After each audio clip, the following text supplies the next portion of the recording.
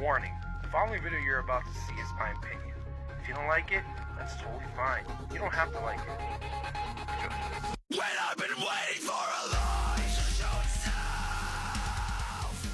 to guide my reflection. Freddie, I told you, tell me when we're live, goddamn. What's going on, everybody? Welcome to the NXT Vengeance Day post review. It's a little bit late, I'm a little behind, but honestly, a very good show. Maybe one or two hiccups, but we'll get into that. To kick off the show was the finals to the Dusty Rhodes Tag Team Classic. We had Carmelo Hayes and Trick Williams versus Braun Breaker and Baron Corbin. This is a very fast-paced match and a lot of waiting in some areas, like when Braun Breaker was going to throw Carmelo Hayes onto Trick Williams. Trick Williams was just kind of just letting Braun do his thing, waiting for him to throw him. It was kind of awkward in my opinion. Also fast paced when Braun Breaker ran the ropes and his head went under the top rope, cut himself on his forehead. He was bleeding a little bit shortly after that. Another highlight would be Braun Breaker throwing Baron Corbin over the top rope onto Trick Williams and Carmelo Hayes. That was pretty dope.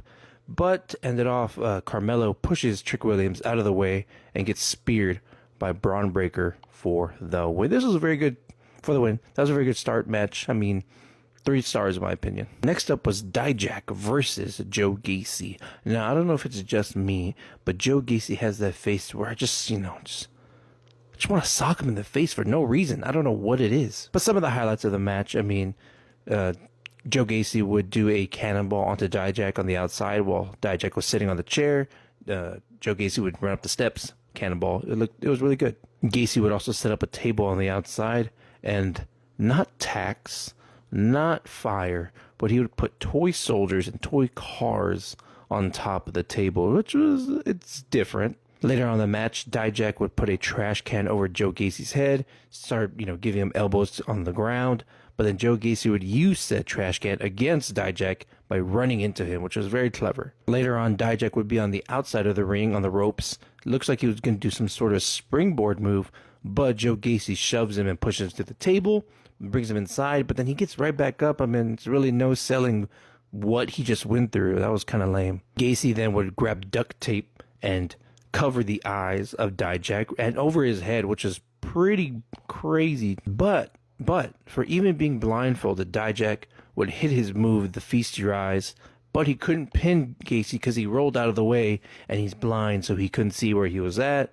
Then later on, he would hit another Feast Your Eyes for the win.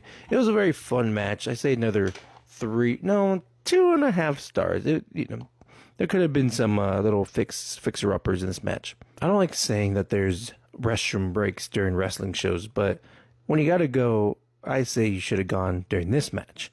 It was the Family versus OTM, a 6-person tag, and nothing too crazy really happened. I mean, besides maybe Angelo launching stacks onto OTM, but I don't know. It was 2 stars. Nothing too crazy happened. Next up, the NXT Women's Championship was on the line. Lyra Valkyrie versus Roxanne Perez. And a very slow opening. I mean, the first half of the match was very slow, but it picked up when Lola Vice cashed in her breakout tournament contract. So they made it into a triple threat, and everyone started, wanted to get the pin. But at the end of the day, Lyra would hit a Nightwish onto Lola Vice for the win. This match would have been 2 stars, but I gave it 2.5 just for the little Lola Vice. Next up was the NXT North American Championship, Dragon Lee versus Oba Femi. And let me just say, I've never seen this man fight before, but he's made me a fan. I might have to start watching NXT just for him. I mean, he was throwing around and manhandling Dragon Lee, but Dragon Lee, of course, no surprise, he was selling everything and he was doing his own thing. He was shining, but Oba would also chokeslam Dragon Lee onto Wade Barrett's chair, and he would get a pop-up power bomb for the win. I give it 4 stars because, I mean, I'm loving this guy. He's great. And for the main event, Ilya Dragunov puts his NXT Championship on the line against Trick Williams. This is a brutal and bloody match between the two. I mean, Ilya was bleeding from the nose. Trick busted open from his mouth. Ilya would also like tease Carmelo Hayes from, he was on the ringside. So he would slam Trick Williams onto the apron, just staring at him. Ilya would be in control for most of this match, but Trick Williams would also make a big comeback, hit a Uranagi to Ilya to the outside of the ring, which looked brutal. Carmelo Hayes would go and confront Ilya Dragunov on the outside, and Carmelo Hayes would get pushed by Ilya into Trick Williams, injuring his right or left leg. I couldn't remember which one. But that would not slow down Trick Williams. Later on in the match, he would hit a big boot to Ilya Dragunov for the 2.999. I mean, it was the closest. The crowd was erupting because they thought it was 3. Trick Williams would hit a trick knee, but the ref was out, and he got a pinfall, but no one was around to count it. Of course, the crowd was going crazy, counting up to, 13 or 14, whatever. And Ilya was setting up for the Torpedo Moscow, and Trick Williams for the trick knee, and Ilya just got a little bit higher, and he hit him with the Torpedo Moscow for the win. And that was at least 4 stars in my opinion. It's an Ilya Dragunov match. He's fantastic. Trick Williams is going to be is a star, and I can't wait to see where he goes.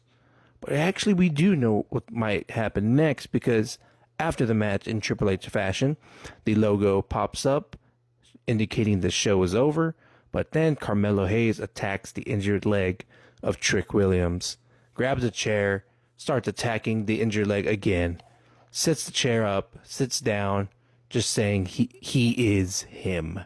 So now Carmelo Hayes is heel, and we'll most likely get Carmelo Hayes versus Trick Williams at the next pay-per-view. Like I said, fantastic show. Maybe 2 sleepers in there, but overall very good. I think either Revolution or Elimination Chamber is next, but I'll be back for those 2. And I see you guys in the next video.